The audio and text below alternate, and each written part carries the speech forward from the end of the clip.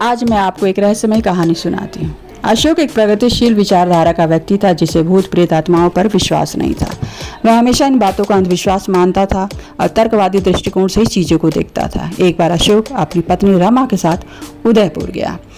वहाँ के गांव के बारे में उसने सुना कि वह भूत प्रेतों के कारण निर्जन पड़ा है और जो भी जाता है डर के कारण वापस आ जाता है। तो अशोक ने ठान लिया कि वह इस गाँव में जाएगा और इन सब बातों को झूठ साबित करेगा। उसकी पत्नी भी उसके साथ जाने को तैयार हो गई, लेकिन उन्हें गांव जाने के ना कोई गाड़ी मिले ना ड्राइवर। काफ़ी कोशिशों के बाद उन्हें एक गाड़ी और ड्राइवर मिला। आधी रात को 12 बजे वे गांव के पास पहुंचे। ड्राइवर ने डर के मारे गाड़ी को गांव के बाहर ही रोक दिया और आगे जाने से मना कर दिया। अशोक ने उसे बहुत समझाया। तब ड्राइवर ने उन्हें गाँव के एक पुराने घर के सामने छोड़ दिया और वो खुद गाड़ी के अंदर बैठा रहा। तो रमा और अशोक दोनों बाहर निकले और उस घर के पूरा उन्होंने चक्कर काटा और फिर रमा ने कहा कि मेरी एक फ़ोटो खींच दो। जैसे ही वह रमा की फ़ोटो खींचने के लिए उसने क्लिक करना चाहा कैमरे को, तब तक अचानक ही तेज़ लाइट उन दोनों के बीच से होती हुई गुजरती हुई गई।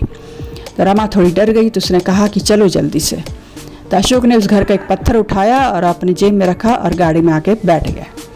फिर वहाँ से वे लोग जब वापस अपने घर आए तो अशोक ने उस पत्थर को अपने शोकेस में सजाया। लेकिन उसी रात उनके घर में अजीब घटनाएं होने लगी।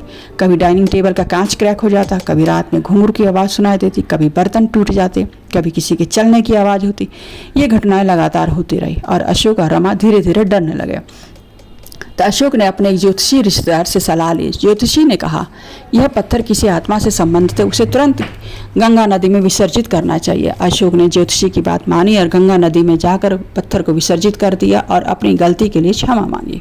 उसके बाद से उनके घर में अजीब घटनाएं होनी बंद हो गई। अशोक ने अपने तर्कवादी सोच को बनाए रखते हुए यह मान लिया कि कुछ चीज़ें ऐसी होती हैं जिन्हें वैज्ञानिक दृष्टिकोण से समझा नहीं जा सकता। उसने इस घटना से यह सीखा कि भले ही अंधविश्वास पर विश्वास ना करें, लेकिन कुछ शक्तियाँ और रहस्य ऐसे होते हैं जो हमारी समझ से परे होते हैं। तो ये थी एक रहस्यमयी कहानी। सच है या झूठ ये आप मुझे बताएंगे। लेकिन जिन्होंने मुझे यह कहानी सुनाई तो उन्होंने कहा कि भले मुझे भगवान से मुलाकात ना हुई हो, लेकिन भूत प्रेत और आत्मा से मुलाकात हो गई।